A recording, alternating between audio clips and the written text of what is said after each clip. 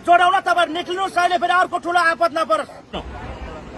अनि यत्रो कुरा लिएर जानु भएको छ तपाईहरु यो सानो सानो मुडाले गर्दा तपाईहरु आफैले बुझ्नुहुनेछ अहिले फेरि पछि। अझै खोला चाहिँ पूर्ण रूपमा उयो भएको छैन,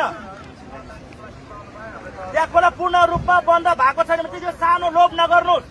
सबैजना अहिले सुरक्षित स्थानमा आउनुहोस्। तपाईहरु जिप लिन सक्नुहुन्छ, अहिले लड्न सक्नु होला। तपाईलाई सम्झाउँदै गर्दाखेरि पनि अबुझ नबनिदिनु होला। मान्छेलाई अहिले देशमा यत्रो ठुलो विपत्ति आपद आइपरेको छ, तपाईहरु यो सानो मुडा तानेर फेरि अर्को हामीले सम्झाउनु पर्ने वातावरण नगर्नु। तपाईहरुले पनि हामीलाई सहयोग गरिदिनु, यो छेउमा यसरी नबस्दिनु है। मैले भनिरहेको छु अहिले बारम्बार, त्यो सबैजना खोला बढ्दै गइरहेको छ। हेर्नु तपाईहरुले कसरी आउँछ, एक्कासी आउँदाखेरि यो घन्टी बजाएर आउँदैन यो विपद भन्ने कुरा।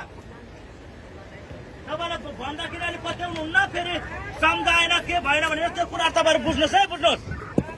सबैजना निक्लिनु, मैले भन्दैछु सबैजना निक्लिनुहोस्। राम्रो बोली गर्दाखेरि तपाईहरु आफूले हामीलाई सहयोग गर्नुहोस्। अहिले सानो मुडाले गर्दाखेरि त्यहाँ तल तल गइरहनु भएको छ, अहिले एक्कासी खोला आउला फेरि अहिले। तपाईहरु सबैजना निक्लिनु त, सबैजना आउनुहोस्।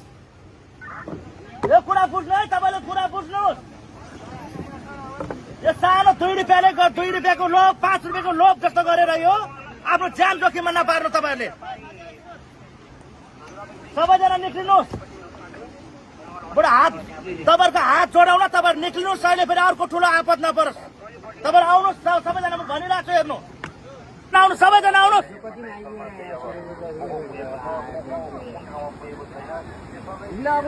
सबैजना